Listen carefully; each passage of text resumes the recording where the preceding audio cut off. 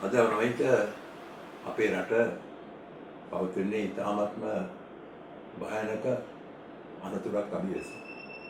රට ආර්ථික වශයෙන් බංකොලොත්තු වීමේ අවදානමකට අපි මුහුණ දී තියෙනවා. මේ අතර කොවිඩ් වසංගතය මුළු රටම වෙලාගෙන තිබෙනවා. මෙවැනි භයානක තත්ත්වයකට රට වැටී ඇති වේලාවක පාලකයන්ගේ අන්තරෝමතික හිතුවක්කාරී තීරණයක ප්‍රතිඵලයක් වශයෙන් අපේ රටේ කෘෂිකාර්මාන්තය කඩා වැටෙන තත්ත්වයකට ඇති වෙලා තියෙනවා. මෙව තත්ත්වයේ කෙටියෙන් පැහැදිලි කරන්නේ නම් අද ගොවියන්ට වගා කරන්න පොහොර මේ විදිහට ගියොත් අපි දන්නා ගොවියන්ගේ හැඟීම් අද දිනපතාම අපිට දකින්නට ලැබෙනවා. දීවරය ආසන්න කරලා රටේ ව්‍යාපාරික ක්ෂේත්‍රය දිනෙන් දිනම කඩා වැටෙනවා, විනාශයට යමින් පවතිනවා. දරුවන්ට අධ්‍යාපනය ලැබීමේ හැකියාවක් නැහැ. සමස්ත රාජ්‍ය සේවයම අද බිඳ වැටිලා තියෙනවා. ඒ නිසා මේ රට මේ අවාසනාවන්ත තත්ත්වයෙන් මුදවා ගැනීමේ විශාල භාරදූර ජාතික කර්තව්‍ය ඉෂ්ට කිරීම මේ රටේ සෑම පුරවැසියෙකුගේම යුතුමක් වශයෙන් අපි හිතනවා. ඒ කරුණ සැලකිලිට ගනිමින් තමයි අද අපි මේ පුවත්පත් සාකච්ඡාව කරන්නේ. මොකද ජනතාවට ආයෝජන කරන්න, රටට ආදරය කරන්නට ආයෝජන කරන්න දැන්වත් අපි එක්කව වෙලා මේ රට බේරගමු, රට ගොඩනගමු, එක්වෙමු, සමග වෙමු කියන පරිවිඩය දෙන්න. පක්ෂ ජාති ආගම් ભેද වලින් එහෙම නැත්නම් වෙනත් පටු ભેද දේශපාලන ભેද වලින් අපි දැන් ඈත් විය යුතු කාලේ තියෙනවා මේ අවස්ථාවේදී. පසුගිය මාස ගණනක් තිස්සේ අපි පුනාම සඳහන් කළා මේ 20 වෙනි සංශෝධනය තුළ මේ රටේ ප්‍රජාතන්ත්‍රවාදය විනාශ වුණා වගේම රටේ පූර්ණ බලය එහෙම් පිටින්ම මිලියන 22ක ජනතාවගේ අනාගතය එක තනි පුද්ගලයෙකුට පැවරුවා. එක හත්යක් යටතේ අපි ඔක්කොගේම අනාගතය පවතින්නේ. මේ රටේ සමස්ත ප්‍රජාතන්ත්‍රීය ආයතන සියල්ලම අද බිඳ වැටී තියෙනවා, විනාශ වෙලා තියෙනවා. ඒ වගේම මේ රට මෙවැනි භයංකාර වසංගත තත්ත්වයකට මුහුණ දී තිබෙද්දී අඩුම වශයෙන් ඒට සාර්ථකව මුහුණ දීමට හෝ මේ බලතල අසීමිත බලතල තියාන තාමත් අපි එයට විශ්නාන්ට අපහසු වෙලා තියෙනවා. ඒ නිසා මෙවැනි වැරසෙන් හැම වෙපාම මේ බල අහංකාරය ඉවත් කරගන්නට මම හිතන්නේ දැන්වත් කාලේ පැමිණ සිටින බව සඳහන් කරන්න කැමතියි. ඒ වගේම අපි සඳහන් කරනවා වසංගත රෝග විශේෂඥයින් පවා අපි නිසි ප්‍රයෝජනයක් ගන්න තනි මතයට වැඩ කරන්නේ. ලංකාවේ පමණක් නෙවෙයි විදේශීය වල සිටින ශ්‍රී ලාංකික විද්වතුන්, රට ආදරය කරන පුද්ගලයන් බොහෝ අවස්ථාවල තමන් මේ රට සේවය කරන්න උපදෙස් දෙන්න කැමතියි කිව්වට කිසිම අවස්ථාවක අද වෙනතුරු රජය එයාගෙන් ප්‍රයෝජන අරන්නේ නැහැ. නමුත් අපි සාධාරණ සමාජයක් වූ ජාතික ව්‍යාපාරේ අපි උන්ගේ අදහස්, උන්ගේ යෝජනා අපි බුද්ධි මණ්ඩලයට ගාක් ප්‍රයෝජනවත් දෙනවා. ඒ නිසා දැන්වත් අපි යථාර්ථයට මුහුණ දී යුතු කාලේ පැමිණ සිටිනවා. ඒ නිසා මේ වසංගතයට මුහුණ දීම සඳහා සෞඛ්‍ය ක්ෂේත්‍රයේ නියෝජනය කරන විශේෂඥයින් මූලික කරගන්න සිවිල් යාන්ත්‍රණයකට එම කටයුත්ත බාර කර යුතුයි කියන මතය තමයි අපි විශේෂයෙන් ඉන්නේ. හමුදාව ඇතුළු ආරක්ෂක අංශ ක්‍රියාත්මක වෙත්තේ එම යාන්ත්‍රණයට අනුබද්ධවයි. ඒ වගේම හමුදාව ලබා දෙන සේවයත් අපි ඉතාමත්ම අගය කරන්න ඕන. රට මිලිටරිකරණය කිරීමෙන් වසංගත රෝග මර්ධනය කරන්න බෑ. ඒක බලධාරීන් තේරුම් ගත යුතුයි. එවැන්නකින් සිදුවෙන්නේ මේ රටේ ප්‍රජාතන්ත්‍රවාදයේ එහෙම් පිටින්ම දුර්වලන එක, මොනතන නැති වෙන එක. එනිසා අපි නැවතත් පුනපුනා කියන්නේ මේ රටේ ජනතාවගේ ජීවිත සමග සූදු කෙරෙන්න පටන් ගන්න එපයි කියලා. ඒ වගේම මේ මුහුණ දී තියෙන රට මුහුණ දී තියෙන මේ භයානක තත්ත්වය අව탁සිරු කරන්න එපයි කියලා. ඒ තරමට තත්ත්වය ඉතාමත්ම භයානකයි. මේ අනුව රට පුරා මරණ 2814ක් අද උදේ වෙනකොට වාර්තා වෙලා තියෙනවා. ලංකාව වැනි පුංචි රටකට විශාල සංඛ්‍යාවක්. අපි හේනකින් සිතුවේ මේ විදිහට මරණ මේ රටේ ඇති වෙයි කියලා. මේක ආරම්භ වෙච්ච අවස්ථාවේ. ඒ වගේම ආසාදිත කට්ටිය ඊයේ 1917ක් ආසාදිත වුණා. අද වෙනකොට 2,48,50ක් ආසාදිත වෙලා තියෙනවා. මේ භයානක තත්ත්වයක්. අපි මෙම් තදින් මේ ගැන අවධානය යොමු කරන්න ඕන. මෙවැනි පසුබාක් තිර පසුගිය 21 වෙනිදා සංචලන සීමාව ඉවත් කිරීම ගැන රට පිළිගත් විද්වතුන් ගණනාවක් සිය විරෝධය පළ කරන ආකාරය අපි පුවත්පත්වලින් මාධ්‍යයෙන් දැක්කා. ඇතැම් ප්‍රධාන මාධ්‍ය රජයේ මෙම තීරණය හඳුන්වා දුන්නේ ආත්ම වංචාවක් ලෙස. කවුරු හරිද කවුරු වැරදිද කියන බලාපොරොත්තු වෙන්නේ. නමුත් මේ ගැන රටේ විවිධ මත ඇති වුණා. ඒ නිසා රජය මේ පිළිබඳ බලවත් අවධානය දැන්වත් යොමු කළ යුතුයි කියන මතයේ තමයි අපි ඉන්නේ. අපි දැඩිව ඒ ගැන සඳහන් කරනවා. යනු වෛද්‍ය විශේෂඥයන්ගේ යුත් විවිධ ක්ෂේත්‍රවල විද්වතුන් ඇතුළුව සිවිල් යාන්ත්‍රණයකට කොවිඩ් මර්ධනය බාර දෙන්න පුළුවන් නම් ඒ සංවිධානයක් ලෙස අපි විශ්වාස කරනවා ඉතාමත්ම බලවත් ආයතනයක් කරගන්න පුළුවන්. අපිට මෙතෙන්දී සෑම කෙනෙක්ම ඇතුළත් වෙනවා. බුද්ධිමත් පුද්ගලයෝ ඇතුළත් වෙනවා. ඒ තුලින් මම හිතන්නේ අපිට පුළුවන් මේ දැවෙන ප්‍රශ්නෙට යම් කිසි දෙයක සැනසෙලි සුසුම හෙලන්න පුළුවන් ගැටලු නිරාකරණය කරගන්න. මේට අමතරව තවත් විවිධ ප්‍රශ්න මේ රටේ ඇතිවීම පවතිනවා. මේ රටේ ඊටර මම හිතන්නේ ප්‍රශ්න ඇති කියලා වෙන කිසිම රටක. උදේ නැගිට්ටාම අපි දකින්නේ අලුත් ප්‍රශ්නයක්. උදාහරණයක් බලන්න අපි ගොවියෝ මේ පූර්ණ සැලසුමක් නැතිව කුෂි විශේෂඥයන්ගේ උපදෙස් වල පිටුපාලා කිසිම තක්සේරකින් තොරව පෝර සම්බන්ධයෙන් රජය ගෙන ඇති අන්තෝමතික තීන්දුව රටේ සමස්ත කුෂිකර්ම ශ්‍රේෂ්ඨයේම විනාශ මුඛයට තල්ලු කරන්න පුළුවන් තත්ත්වයකට අද පැමිණ තියෙන බව අපි කියන්නේ. අපි කිසිදාවත් ප්‍රාර්ථනා කරන්නේ වදයක් මේ රටේ ඇති වෙයි කියලා. නමුත් මේ යන විදියට අපිට පේනවා ඉතාමත් භයානක ප්‍රවණතාවයක් පත් වෙලා තියෙනවා. අද වගා කිරීමට අවශ්‍ය පොහොර නැමැතිකමින් රට පුරා ගොවියන් බලවත් අසීරු තත්ත්වයකට පත් වෙලා තියෙනවා. රජයේ මෙම අදූරදර්ශී ප්‍රතිපත්තිය නිසා මේ රටේ කුෂිකර්මය අපි විශ්වාස කරනවා විදුරන් සඳහන් කරනවා සමහර විට නිෂ්පාදනය අවම වශයෙන් 41ක් අඩු වෙන්න පහත වැටේ කියලා ඒ අය මතකත් කරලා තියෙනවා. ඒ ඉතාමත්ම අවසනාවන්ත තත්ත්වයක්. එවැන්නක් සිදු වුණොත් මේ රටේ ආහාර සුරක්ෂිතභාවයට විශාල හානියක් සිදු වෙනවා. ඒ බිඳ වැටෙනවා. ඒ වගේම විශාල ආහාර අහිමියක් ඇතිවීමේ අනතුරු නිසා ජනතාව බලවත් දුෂ්කරතාවලට පත් වෙන්න පුළුවන්. එවැනි තත්ත්වයක් ඇති වුණොත් මේ රටේ පුරා ලේ හැලෙන විරෝධතාවයක්ද මතුවෙන්න පුළුවන්. මේ බිය අප තුළ තියෙනවා. අපි මිනිස්සුන්ගේ හැඟීම් දකින විට අපිට මේ බය අප තුළ ඇති වෙලා තියෙනවා. ගොවියන්ගේ දුක අපි හොඳින් දන්නවා. ගොවිය සමග අපි ආශ්‍රය කරනවා. අපි ගොවියන් සමග කතා කරනවා. ගොවියන්ගේ දුක අපි දැනුවත් කරලා තියෙනවා. ඒක අහනකොට අපිට ඇති වෙන්නේ බලවත් වේදනාවක්. ගෙවිලියන් තමන්ගේ කන කරකවස් කරලා සමහර විට වගා සඳහා විඳින කරපු ආකාරය, ඒ විනාශ වෙච්ච ආකාරය ගැන කතා කරනකොට ඇත්තම අපිට හදවතට විශාල වේදනාවක් ඇති වෙනවා. ඒ නිසා මෙම කරුණ සම්බන්ධයෙන් අපි රජයට කියන්නේ සාමාන්‍ය ජනතාවගේ මේ පොදු ප්‍රශ්න ගැන සානුකම්පිතව හිතලා බලන්න. ඒ වගේම දැඩි තීරණ අරන් මහජනතාව සලා පෙරන්න එපා. ඒ නිසා මේ හේතුවෙන් මේ රටේ ආර්ථිකය ඉතාමත්ම භයානක අන්දමින් අති ප්‍රබල ලෙස කඩා වැටෙමින් තිබෙනවා.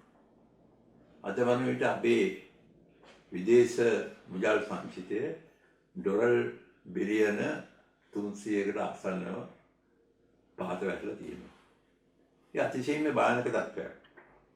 විදේශීය රටවලින් ලබා ගන්නා ඩොලර් වලින් එහෙම නැත්නම් ඩොලර් බිලියන 200ක් පමණ ලබාගෙන ඒ මුදල් යොදා මේ රට ගෙනියන්න පුළුවන් නම් ඒක ඉතාමත්ම සාවද්‍ය චින්තනයක්.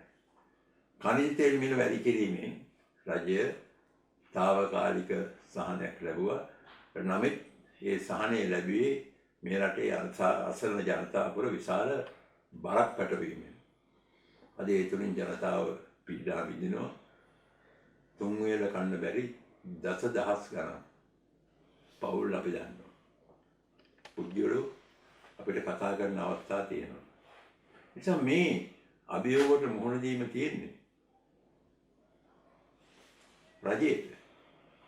රජයේ මේ සම්බන්ධයෙන් තිර තීරණයකට පැමිණිය යුතුයි. අපි දැක්ක පෙරේදා හාල් ටොන් 1000ක් ආනයනය කරන්න තීරණය කළා. ඊයේක අවලංගු කරා.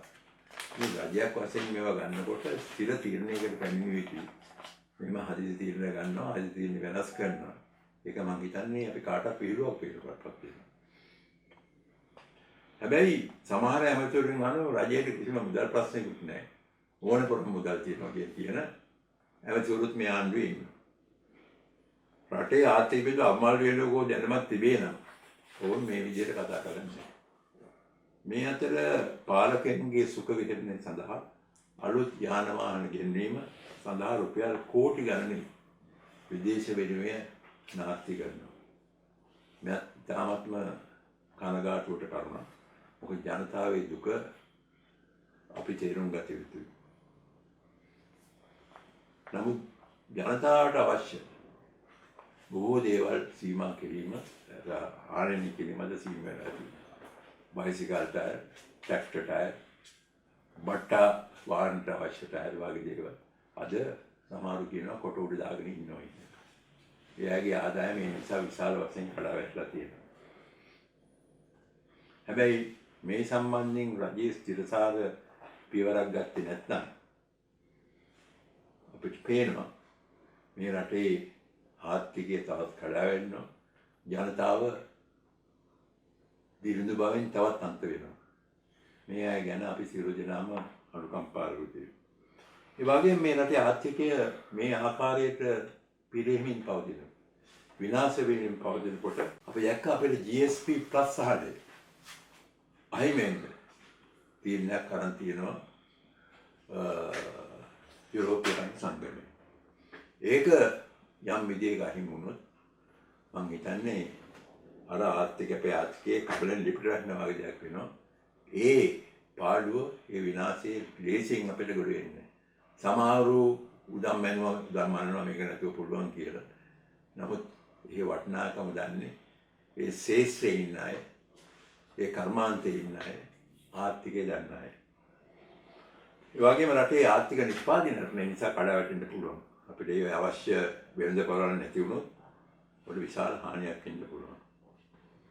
ඒ වගේම මේ ශේෂ්ත්‍රයේ ඉන්න විශාල සේවකයන් රාශියකට රැකියා අහිමි වෙන්න පුළුවන්. විශේෂයෙන්ම ඇඟලුම්, තේ, දීවර, කර්මාන්ත ගන්නාවක් ඒ මගින් දැඩි පසුබිමට ලක් වී තිබේ.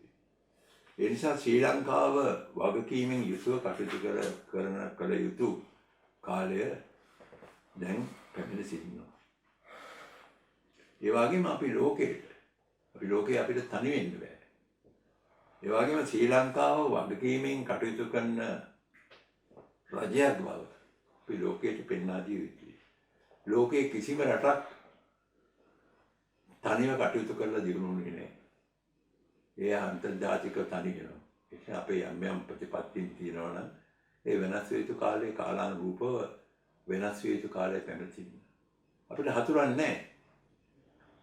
ශ්‍රී ලංකාවට ජනතාව ලෝක ප්‍රජාව හරි ආදරේ. මම හිතනවා දන්න කරුණක් ඒක. හැබැයි අපිට ශ්‍රී ලංකාවට ප්‍රජාතන්ත්‍රවාදී ඒ වගේම ජනතාවගේ අයිතිවාසිකම් නිදහස ආරක්ෂා කරන බවට පැහැදිලි සාධකයක් අපි ලෝකයට දෙන්න ඕන.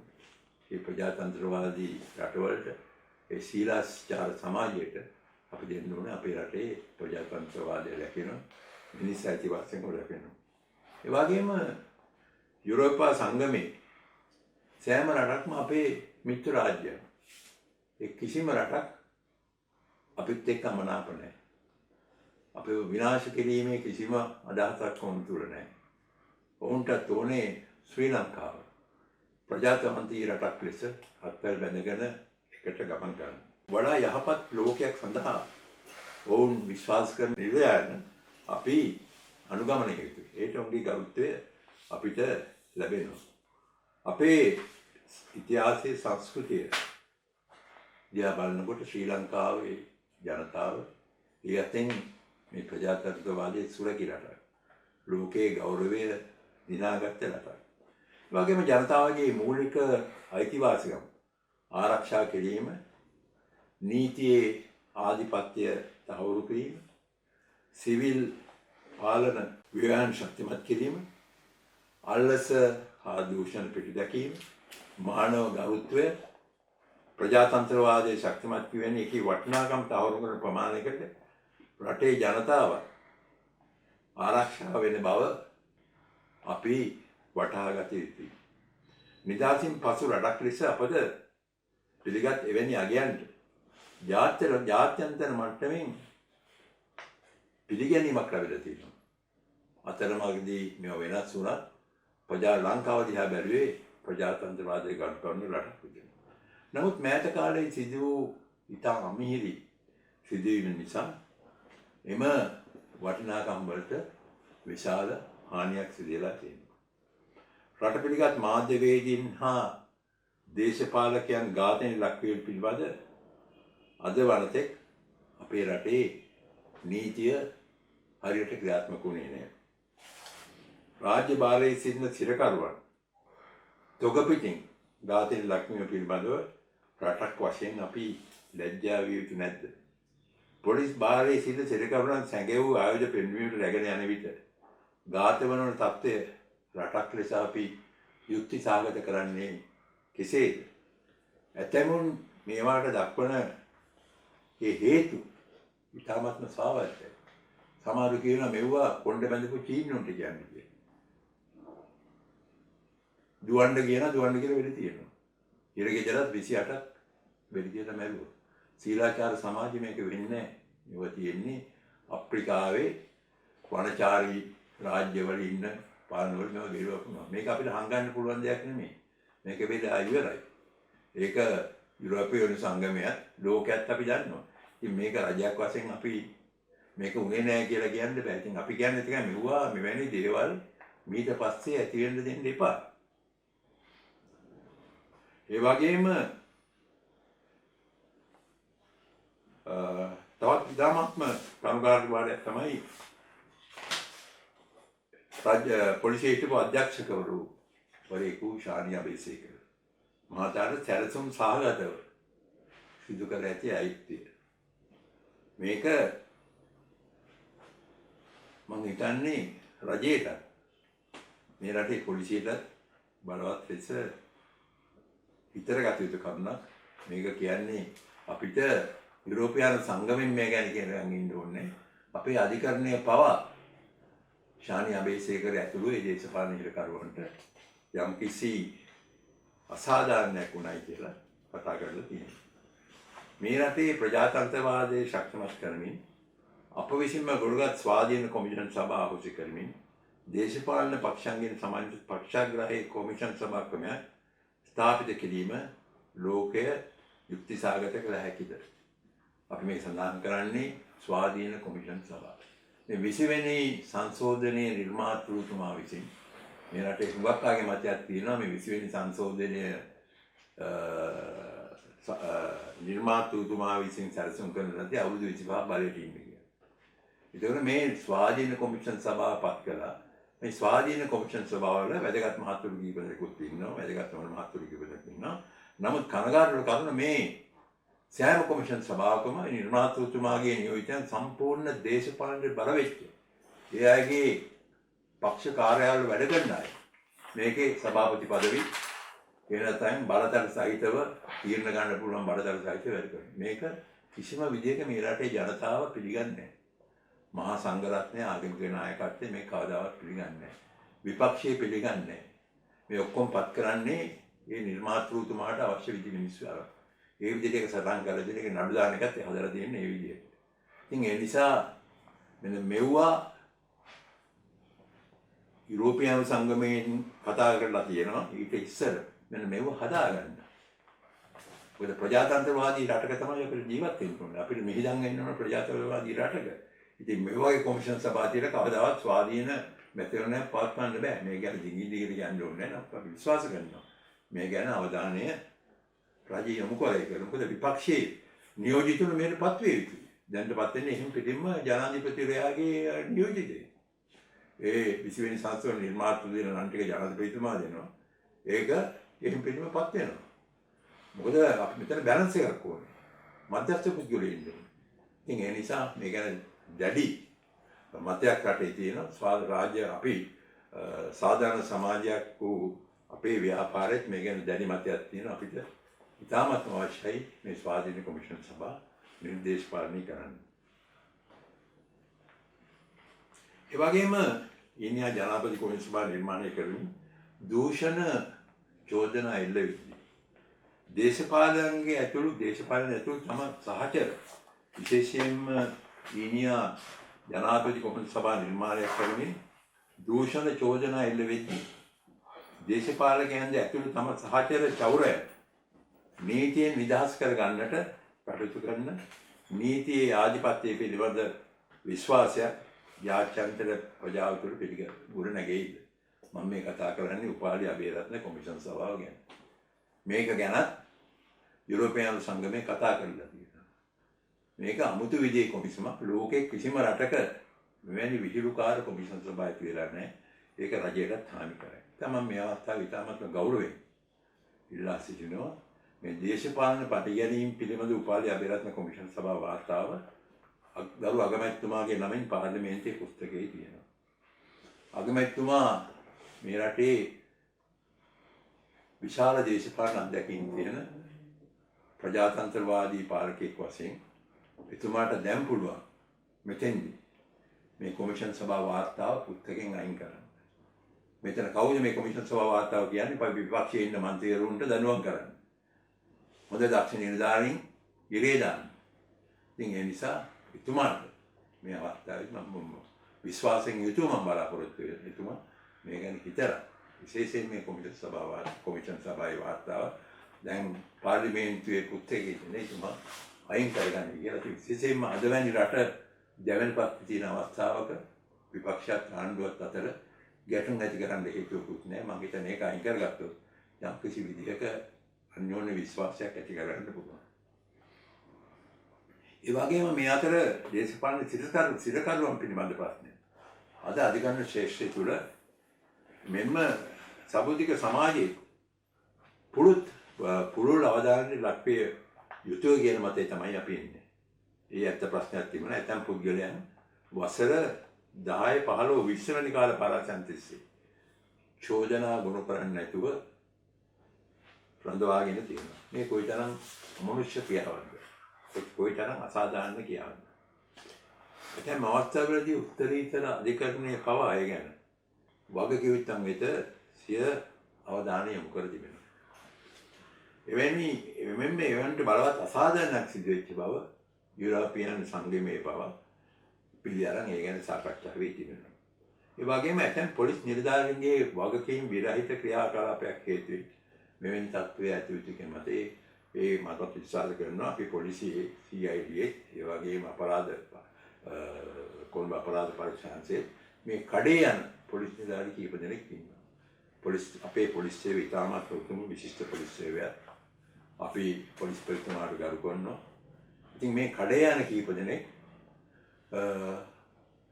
බලවතුන් සතුටු කරන්න, එහෙම නැත්නම් තමන්ගේ උසස් නිලධාරීන් සතුටු කරන්න මේගොල්ල අවංක පුද්ගලයෝ, කෙලින් මැර කරන පුද්ගලයෝ අල්ලලා හිර කරන්න උත්සාහ කරනවා. ඉතින් මම කීප විටක්ම ආයතන කළා පොලිස් පරිතුමාට. එතුමත් විශ්‍රාම යනවා. විශ්‍රාම ගියාට පස්සේ එතුමාට ඒ ගෞරව රැකන්න පුළුවන් මේ කඩේ යන කට්ටිය අයින් කරලා හොඳ දක්ෂ අවංක පොලිස් නිලධාරීන් පත් කරගන්න.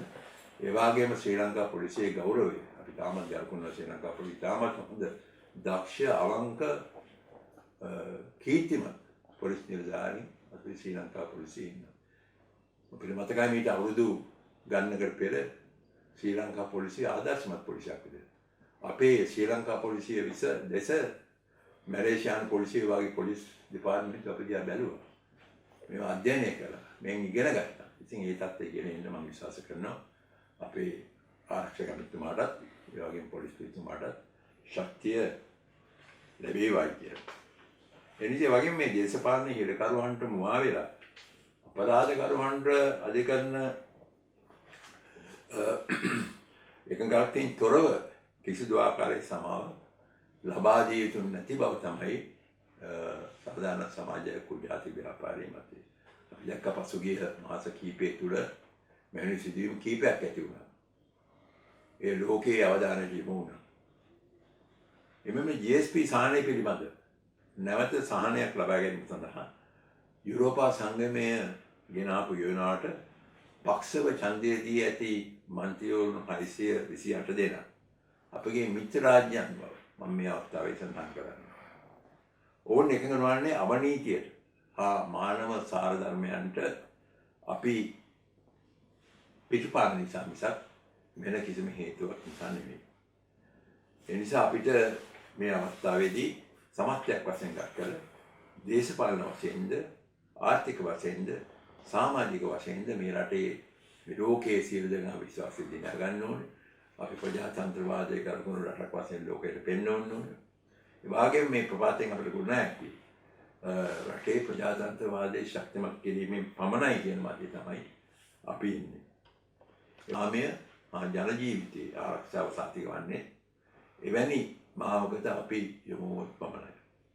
ඒ සඳහා ගත යුතු පළමු පියවර වශයෙන් අපි දකින්නේ 20 වෙනි ආණ්ඩුක්‍රම ව්‍යවස්ථාව මගින් තියෙන නිර්මාණය කරගෙන ඇති අන්තරෝමතික ඒකාධිකාරී බලය සීමා කරමින් රටේ ව්‍යවස්ථායකට වග කියන බහුතර ජනතාවගේ සාමූහික නියෝජනයක් සහිත ව්‍යවස්ථාදායක ශක්තිමත් කිරීම මගින් පමණයි. දැන් අද පාර්ලිමේන්තුව තකරකාන්තරුවක් බවට පත් වෙලා තියෙනවා. මේ පාර්ලිමේන්තු මන්ත්‍රීවරුන්ට මේ රාජ්‍යකරණයේදී තීරණ ගැනීමේදී අවස්ථාවක් ලැබෙන්න අප මේක මාස ගණනක් අපි කිව්වා මේක වෙනස් කරන්න කියලා. ප්‍රජාතන්ත්‍රවාදය කියන්නේ සියලු දෙනාම සහභාගී වෙන ක්‍රමයක්. ඒ නිසා විධායකගේ පමණක් මේ තීරණ ගැනීම ඉතාමත්ම සාධාරණයි. විධායකගේ පමණක් තීරණ ගැනීම අපි දකින්නේ ඒකාධිපති ගමනක් යන පෙරණිමිති. ඒ වගේම මැතිවරණ පොලිස් රාජ්‍ය සේවා මානව හිමිකම් අල්ලස් දූෂණ කොමිෂන් සභා ප්‍රජාතන්ත්‍රවාදී ව්‍යවහක් තුළ ශක්තිමත් කිරීමේ අවශ්‍යතාවය අපි කවුරුත් කතා කරලා තියෙනවා. ඉතින් ඒ ගැනත් අපි රජයට මේ අවස්ථාවේදී මතක් කරනවා. දිනින් දින මිලිටරිකරණය රට මිලිටරිකරණය කරා රට ගමන් කරන බව අද අපි පේනවා. විශේෂයෙන්ම රාජ්‍ය අන්තමේ අද හුඟක් අක්‍රිය වෙලා තියෙනවා. විශ්වාස නිලධාරීන් අද බොහෝ ලෙස දුර්වල කරලා තියෙනවා. මේකේ ප්‍රතිඵල තමයි අද අපි දකින්නේ ඔය මුදල් බෙදා හැරීමේදී අනිකුත් පාලනයේදී මේ රාජ්‍ය තන්ත්‍රයේ බිඳලා තියෙන ප්‍රතිඵල තමයි අද අපි දකින්නේ. අවසාන වශයෙන් රටේ බලය සමස්ත බලය එක් පුද්ගල හස්තයකට ගොනු කිරීමේ ප්‍රතිඵලවන් අද අපි අත්විඳින්න පවතිනවා. විධායක ජනාධිපති ක්‍රමය අහෝසි කරලීමේ තීරණාත්මක අධිෂ්ඨානයේ සමස්ත රටම මේ මගින් කර ගැනීම සඳහා අපිට තීරණයක් ගන්න තියෙනවා. ඉදිරියේදී මේ බලතල එක පුද්ගලයෙක් පෙරමුණත් මේ රටේ අපි මොනවා වෙයිද කියලා කියන්න බෑ. ඒ නිසා බුද්ධිමත් ජනතාවට අපි ආයතනය කරනවා. නැවතත් විධායක ජනාධිපතිවරු පත් කරන්න ඉඩම් දෙපා. පාර්ලිමේන්තුවට අගමැතිවරයා ඇතුළු කැබිනට් මණ්ඩලයට මේ බලය පවරන ක්‍රමවේදයක් හදන්න. ඉතින් ඒ නිසා මේක තමයි අපේ ප්‍රාර්ථනය. සාධාරණ සමාජයක් සඳහා වන ජාතික ව්‍යාපාරය අඛණ්ඩව යුක්තිය හා සාධාරණ රජන සමාජයක් මේ රටේ ගොඩනැගීම සඳහා පෙනී සිටිනවා. ඒ සමග ඒ සඳහා සියලු පාර්ශව සමග එක්සත් මැදිහත් අපි කටයුතු කරන්න සූදානම්. ඒ සඳහා යොමු වන්නේ අපි කිසිම දේශපාලන ඉලක්කයක් මුල් කරගෙන නෙමෙයි. දේශපාලන හේතු මුල් කරගෙන නෙමෙයි. අපි රට කෙරෙහි තියෙන ආදරය, රට කෙරෙහි තියෙන භක්තිය, මේ රට බේරා ගැනීමේ උදාර බරමාන. බොහොම ස්තුතියි.